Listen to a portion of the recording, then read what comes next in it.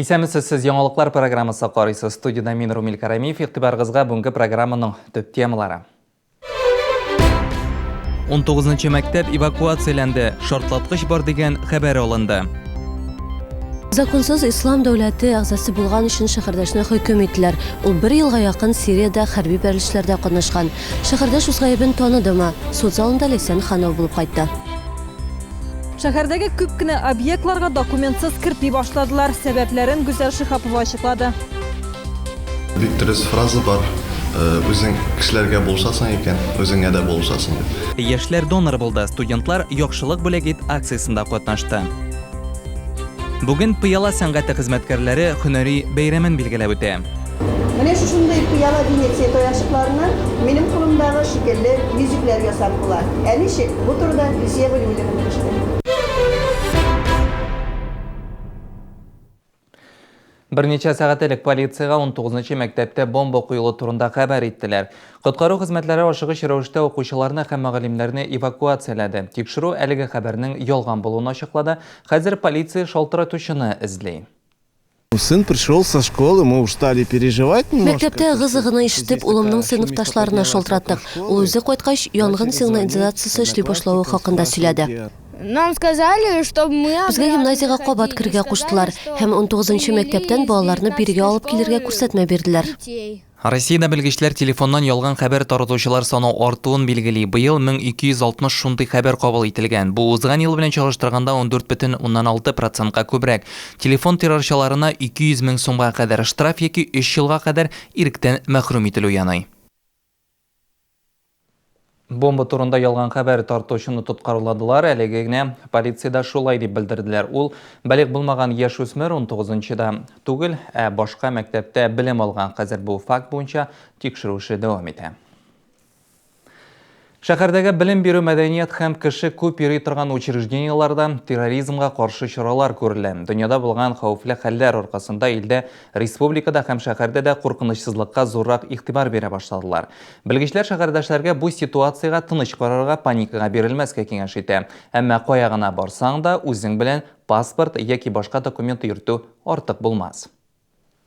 О поставленных подозрительных предметах просим немедленно сообщить водителю, кондуктору. Шәһәр автовокзалында көн сайын йөзләгән автобус рейска кузгала. Хәзер объектта диспетчерлар пассажирларны ешрак кисәтә. 20-гә якын күзәтү камерасы эшли. Шәхси сак хезмәте көчәйтелгән. Аларны металл эзләү җайланмасы белән коралландырганнар. Автобусларда тикшерелә. Людям надо обращать внимание на оставленные... Кешеләргә хуҗасыз калган пакетларга, сумкаларга игътибар итәргә кирәк. Аларга тап булсалар, тиз арада сакчыларга, администрациягә хәбәр бирергә кирәк. Кичә өйрәнүләр булды, уңышлы үтте. Кичә ялган бомбаны 15 минут эчендә тапканнар һәм барлык коткару хезмәткәрләре дә вакытында килгән. Зур сумкалар белән килүчеләр сакчылар игътибарыннан читтә калмый. Есть, которые недопонимают. Кайберәүләр аңламый, әмма тыныч кына сөйләшкәч хәлгә керәләр. Шәһәрдәшләрнең күбесе күп кенә объектларда сакчыларның артуына игътибар иткән. Бу чаралар безнең куркынычсызлык өчен эшләнә диялар. Кирәк, но куәтләнгән әйтә алмыйм беренчедән. Потому что белмим әле, не разобралась. Кирәк дип уйлыйм инде, җитәрлек пока. Ну хәзер һәр җирдә дә күбәйгән инде охранлар. Бүтән җирдә тик менә без Казаннан, например, китәбез Мәскәүгә инде. Анда да бик хәзер охран, анда да бик тикшерү катты дип әйтим инде. Мин үзем Камазда эшлим. Тикшерүләрне мин бик кирәкле дип уйлыйм, табам. Чөнки соңгы арада в нашем мире неспокойно живется инде, короче. Мәктәп һәм балалар бакчаларында да видеокамералар эшли. Бирегә әти-әниләрендә документ белән генә кертәләр. Балалар иҗат үзәгенә керер өчен дә паспорт, машина йөртү таныклыгы яки махсус пропуск кирәк. Бу чаралар оешманың кесәсенә сукса да, куркынычсызлык мөһим ди җитәкчеләр. Дополнительно заключили договор. Без форпост егетләре белән өстәмә килешүләр төзедек, кизү торышларында арттырдык. Әти-әниләр элек бинага тыныч кына кереп китә алса, хәзер документ кирәк. Я баланың пропускын күрсәтү мөмкин. Риза булмаучылар күп.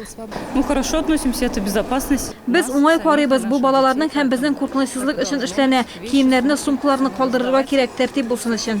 Ял итү урыннарына, мәдәният йортларына керү өчен дә билетың гына аз булуы бар. Кайбер очракта паспорт сорыйлар. Ишек төбендә металл эзләү җайланмалары тора. Мәдәният учрежденияләре җитәкчеләре концерт тамашаларга зур сумкалар белән йөрмәскә киңәш итә. Сак хезмәткәрләре аларны тикшерә башласа, хәлгә керергә һәм күңелне төшермәскә кирәк диялар. Гүзәл Шихапова, Алексей Иванов, Ленар Султанов, Яңалыклар. Devam etemiz. Sud Комиссиясында 39 яшьлек шәһәрдәш аны Җинаять кодексының 208 маддәсе 2 бүлеге буенча хөкем иттеләр. Михаил Головенко законсыз ислам дәүләте оешмасы әгъзасы булган узган елның май аеннан быелның январына кадәр Сириядә хәрби бәрелешләрдә катнашкан. Ул гаибен таныдымы? Суд залыннан хәбәрчебез Ләйсән Ханова репортажы. 39 яшьлек Михаил Головенко җинаять эшен махсус режимда карауны сорады. Ягъни шаһитлардан күрсәтмә алмаячаклар, аның шәхси характеристикасы дәлилләр буенча хөкем карары чыгарылачак. Так, образование неполное среднее, холостой, временно не работающий, верно? Верно. Михаил Головенко 2014 елның майында Төркия аша Сириягә китә. Анда законсыз ислам дәүләтенең Хатиб Сабыр җәмгыятенә керә. Махсус өйрәнүләр үткәннән соң шәһәрдәш башта хәрби сакта тора. Аннары аны сугышка җибәрәләр, кулына корал бирәләр. Михаил Головенко агымдагы елның январына кадәр хәрби бәрелешләрдә катнаша. Май аенда Россиягә кабат кайта. К нему стали подозрительно относиться как местные жители, так и его соратники. Аңа батальондагы иптәшләре дә җирле халыкта кырын карый башлый. Нинди дә булса дәүләтнең шымчысы дип шикләнәләр. Үзенең гомере өчен куркып, ул кабат Россиягә кайтырга була. Федераль куркынычлык хезмәткәрләре Иратны Аксубайда тоткарлый. Ул хокук сакчыларына тыелган оешма әгъзасы булуын хәбәр итми, рәсми рәвештә аннан чыкмый. Вину в предъявленном вам обвинении вы признаете? Я полностью признаю то, что я там был, и просто у меня будет последнее слово. Я хотел сказать, какие причины были туда. Адвокат сүзләренә караганда, Головенконы Сириягә шәхси сәбәпләр китергән. Ул шул рәвешле Россиядә җинаять җаваплылыгыннан кутылып калырга омтылган. Подзащитный выехал туда. Головенко җәзадан качып Сириягә киткән. Ул бер ханымны яклаган булган, тәртипсезләр аңа һөҗүм иткән. Аны коткарырга теләп көч кулланган. Тик дәүләт гаепләүчесе моның белән килешмәде. Аның фикеренчә, шәһәрдәш ислам дәүләтенә керүе белән дини, сияси һәм идеология ягыннан каршылыгын күрсәтә. Прокурор аңа Җинаять кодексының 208 маддәсе нигезендә иң кырыс җәза тиеш дип исәпли. Ул 6 елда 8 айга иректән мәхрүм итәргә, 1 елга кадәр иреген чикләргә. Головенко исә җәзаны йомшартуны сорады. Он сказал то, что здесь, если у тебя не будет оружия, здесь война, тебя или украдут, или или убьют тебя. Вот. И мне пришлось пройти их маскар пройти, но с таким намерением. Головенко 6 ел гомерен кырыс режимлы колониядә үткәрәчәк. Аңа карата шундый хөкем карары чыгарылды. Судья аның шәхси характеристикалары яхшы булуына, пенсиядәге авыру әнисе барлыгын һәм тикшерүгә ярдәм итүен дә исәпкә алды. Хөкем карарын кире каратачаклармы, бу хакта әлегә төгәл генә җавап бирүче юк. Адвокат моны бераз соңрак хәл итәчәкләрен белдерде. Ләйсән Ханова, Андрей Рачев, Яңалыклар. Чаллы шәһәр судында ислам дәүләте белән бәйле тагын бер җинаять эше каралды. Дөрес, ул ябык ишекләр артында. Прессадан башка үтте суд скамьясында 40 яшьлек шәһәрдәш, ул ислам дәүләтендә үзе генә түгел, 2 кечкенә баласын да урлап качарга җыенган. Бу хакта полициягә аның хатыны хәбәр итә. Шәһәрдәшне Бигеш аэропортында тоткарлыйлар. Экспертиза нәтиҗәсендә Иратның психик тайпылышлары булуы да ачыкланды. Киләсе утырыш 24 ноябрьдә булачак. Бик дөрес фраза бар. Үзең кешеләргә булышасың икән, үзеңә дә булышасың дип. Яшьләр донор булды. Студентлар яхшылык бүләк ит акциясында катнашты. Бүген Пыяла сәнгате хезмәткәрләре һөнәри бәйрәмен билгеләп үтә. Менә шушындай Пыяла Венеция тояшыкларына минем кулымдагы шикелле yüzüкләр ясап була. Ничек? Бу турыда Лисия белүләрен эшләде. Эй, ты кто? Кто? Открытие, балда! Открываем 250-й магазин корпорации «Центр». Отмечаем грандиозные акции. Цены бестселлер на бытовую электронику и мебель. Что это? Розивелет. Я же вроде телевизор брал. Популяр җырчы Фируза Сибгатуллинаның иҗатыма 25 юбилей программасы. 21 ноябрь Яршалының Сарасадыкова исемендәге концертлар залы. 24 ноябрь Түбән Кама. Катнашалар Рәшит Шамкай, Наилә Насов, Сейдаш бию театры һәм башкалар. Рәхим итегез. Это моя мама. А это еще одна мама. Елена Ивановна. Теща моя. Она у меня самая лучшая из всех тещ в городе. Зятёк! Считаешь, что твоя теща лучше? Тогда участвуй в конкурсе телеканала Челны ТВ «Моя любимая теща». Отправь самое оригинальное фото своей второй мамы в группу Челны ТВ ВКонтакте и напиши в комментариях, почему твоя теща лучше всех. А с 22 по 29 ноября лови свои признания в эфире телеканала Челны ТВ. Лучшие авторы получат призы от супермаркета Бахетле. Подробности на сайте tvchelny.ru. Партнер конкурса ООО «Центр противопожарных услуг Пожсервис». Телефон 911-611.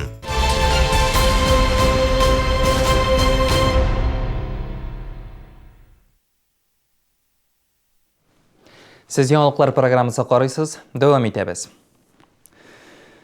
Донор болу кімніңдір ғұмырын сақлап қалуға тең бүгін Шалдыда яқшылық бөлек ит акциясы өзді. Шалды педагогия институты Тулай тұрағы медицина пунктында қуан алу ұйыштырылды.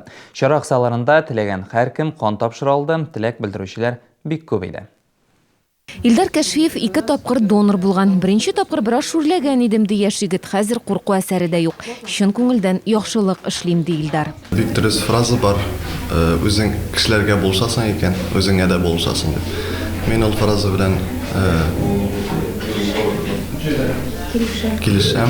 Кем кан бирә, шуларның каннары кирәкле кешеләргә, кирәкле балаларга, нәширле балаларга барып җитәчәк һәм булшачак аларга. Бу капчыкка 460 грамм кан керә. Бер донорның кан күләме савыт тулгач процедура тәмамлана.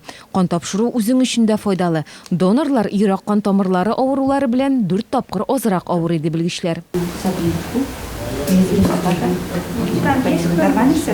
Илдар яхшылык бүләк ит акциясында катнашучыларның берсе. Бүген аңа башка донорларга кебек истәлекле бүләк тапшырдылар. Это тебе памятный подарок за то добро, которое ты сделал. Спасибо. Медицина пунктына зур чира җыелды. Студентларның күбесе бүген беренче тапкыр кан тапшыра. Кан бирү алдыннан тулы бер тикшерүне үтәргә кирәк. Донорның авырлыгы 50 килограммнан артык булуы мәҗбүри. Кан бирәсе көн алдыннан майлы һәм бурычлы ризыклар ашамаска, тәмәке тартмаска һәм алкоголь кулланмаска кирәк. Һәр пациентны тикшерү өчен табибларның 40 минутлап вакыты үтә. Вся кровь после того, как ее здесь возьмут. Монда алынган кан тикшерү үтеп эшкәртеләчәк, шуннан соң ул безнең шәһәргә беркетелгән дәвалау учреждениеләренә, 8 район хастаханәләренә китә.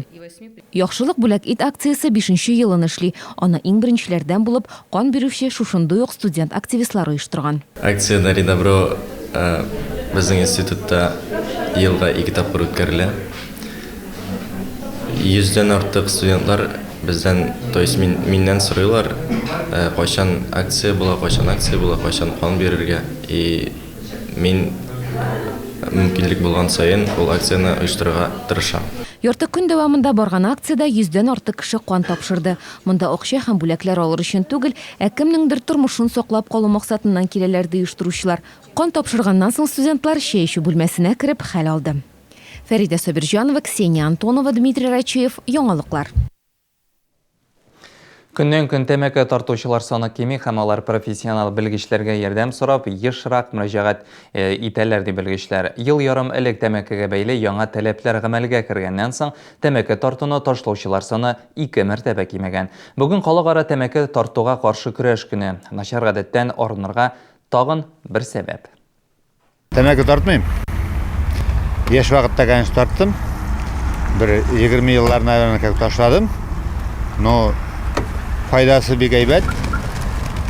Бер яктан экономный, икенче яктан сәламәтлек өчен. Яшьләргә дә тартырга рекомендую. Кирәктән карыйм инде. Балаларның, в общем, кешеләрнең тартканына, бигрәк тә хатын-кызлар тарталар, аларның тарткан бердә ошамый миңа. Вот курил тоже, да, мучился, бросал, ну, можно бросить при желании. Сораштыру алганнарның күбесе тәмәке тартмыйм, яки әлеге гадәтләрен ташларга җыенуы хакында әйтте. Ярты ел элек гамәлгә кергән канунның тәэсире бар күрәсең. Ресторан, кафе, аэропортлар, йорт подъездлары тәмәкесез зоналарга әверелде. Яшьләр арасында да тәмәке тартучылар саны кимеде, ди республиканың наркология диспансерында. Начар гадәтләреннән арынырга теләүчеләр саны кими, бу сөендерә дә. Димәк, үз эшләренә бикләнмиләр, ярдәм сорап белгечләргә мөрәҗәгать итәләр. Табак содержит очень большое количество канцерогенов. Тәмәкедә агулы матдәләр күп, алар үпкәрәге авыруы барлыкка килүгә төп сәбәп булып тора. Үпкәрәкләрнең 90% йөрәк һәм кан тамырлары авыруы тәмәке тарту белән бәйле. Чаллыда тәмәке тартучылар өчен шәһәр наркология диспансерында һәр даим профилактик чаралар үтеп тора. 2 ел элек биредә тәмәкедән баш тарту мәктәбе эшли башлады. Һәр кем бирегә килеп дәвалану үтә ала. Работает у нас постоянно.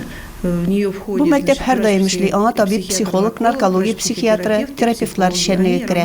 Авыруларны бушлай кабул итәбез.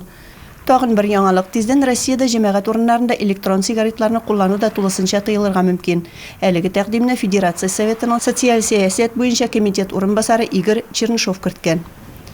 Илсия Валиуллина, Айрат Закиров, яңалыклар. Бүген пыялачылар көнедә дөресрәге пыяла сәнгате хезмәткәрләре һәр елны 19 ноябрьдә һөнәри бәйрәмнәрен билгеләп үтә. Әлеге дата атаклы рус галиме Михаил Васильевич Ломоносов туган көненә туры килә һәм чираклы түгел. Нәкъ менә Ломоносов пыяланы химик юл белән эшләп чыгару усулын уйлап таба. Пыяладан хәзер нәрсә генә җитештермиләр. Соңгы елларда аеруча ламворк стилендә иҗат итүчеләр күбәйде. Шундый шәһәрдәшләрнең берсе белән безнең хәбәрчебез Илсия Валиуллина да очрашты. Мин хәзер сезгә тимер таяк чыплар ярдәмендә алтын балык пыяладан ясап күрсәтәм. Эльза Лимворкер һөнәрен үзләштерә. Инглиз теленнән әлеге сүз лампа белән эшләү дигәнне аңлата. Бу таякчыклар гади пыяла түгел, махсус Венециядән кайтартылган. 2000 градуста аларны эретеп төрле эшләнмәләр әзерләргә мөмкин. Пыяла составында химик селте, сода, металл оксидлары һәм ком бар. Махсус инструментлар ярдәмендә эргән пыяланы формага китерәбез. Эльза Вчаренко белеме буенча тарих укытучысы. Менә 4 ел инде пыяладан йөзек алкалар, беләзекләр, төймәләр ясый. Аны өйрәнү өчен елга 2 тапкыр Мәскәүгә барып, танылган Венеция мастерыннан дәресләр ала. Бу эш миңа үсәргә ярдәм итә. Күңелне тынычландыра, шатландыра. Әзер продукцияны, әзер бизәнтекне күргәч, бик шатланам. Пыяла сәнәгате барлыкка килү ерак тарихка барып тоташа. 1000 ел элек Византиядан Венецияга пыяла кертәләр. Биредә мастерлар бу эш буенча зур танылу ала. Төсле пыяла эшкәртү төп экспортка әйләнә. Эш серләрен ачмас өчен мастерларны Муран утравына урнаштыралар. Чөнки бу илгә күп акча кертә башлый. Әлеге таякчыклар әле дә шул пыяла заводында җитештерелә. Кул хезмәте белән тарттырылып таякчыклар ясала. Хәзерге тормышны пыяладан башка күз алдына китерү дә кыен. Әйләнеп тирәбезне пыяла каплап алган дисәк тә ялгышмабыз. Бу төр продукцияны ясауда катнашы булган һәр кемне һөнәри бәйрәмнәре белән әлеге сюжетны ясауда катнашкан Илсия Валиуллина, оператор Андрей Рачеев һәм Чаллы телеканалының яңалыклар бүлеге котлый. 19 ноябрь истәлекле даталарга бай көн булып чыкты. Бүген безнең дә бәйрәм. Халыкара иратлар көне чагыштырмача яңа дата 1 тапкыр 1999 елда Һиндстанда билгеләп үтелә башлый. Бездә 2000 елдан башлап ноябрь аеның 1 шимбәсендә үткәрелә. Ир-егетләр бу көнне бүләк урынына гүзәл затлардан бары тик яхшы игътибар көтә. Хатын-кызларның күбесе әлеге дата турында сораштыру үткәргән хәбәрчебездән генә белде. Шулай да мөмкинлекне кулдан ычкындырмадылар. Кадерле ирем Наил, бүген ирләр көне. Мин сине шушы көн белән чын күңелдән тәбриклим. Без сине бик яратабыз. Сиңа исәнлек, саулык, сәламәтлек, җан тынычлыгы теләп калабыз. Инде кызның Мәликәң сине бик нык ярата, аның игелеген күрергә насип булсын. Михаил Николаевичка исәнлек, саулык, тазалык, тынычлык. Күбрәк шундый кешеләр булсын иде. Эшендә дә уңышлар, тормышында да уңышлар, эшендә яңадан яңа үрләргә ирешергә насип итсен. Минзәлә районы Түбән Тәкрир авылында яшәүче әтиебез бар, 80 яшьлек. Главный сәламәтлек, озын гомер. Балалар кайгысы күрмичә, дус тату яшәргәсен. Чаллыда 1 мәртәбә ислам китаплары күргәзмәсе булачак. Ул 27 ноябрьдән 29 ноябрьгә кадәр хәләл үзәктә оештырылачак. Чаллы халкы Татарстанда һәм Рәсәйдә нәшер ителгән яңа дини басмалар белән таныша алачак. Авторларын да чакырып, үзләре инде язган китапларны тәкъдим итәчәк. Иншаллах, Аллаһ насип итсә, Һәм инде менә шушы үзебездә бастырган барча китапларны әйтергә кирәк, бер урынга җыеп тәкъдим итү һәм инде мөселманнарның ихтыяҗында канәгатьләндерергә һәм инде үзләренә кирәк булган авторлар белән очрашу һәм инде авторларның китапларында алу мөмкинлекләре иншаллах булачак. Ислам китаплары күргәзмәсе турында туларак иртәгә кыйбла тапшыруында карый аласыз. Ул 18 сәгать 55 минутта эфирга чыгачак. Бу сезгә җиткерәсе соңгы мәгълүматыбыз иде. Мин Румил Карамиев сезнең белән саубуллашам. Иртәгә кадәр исән-имин буласыз.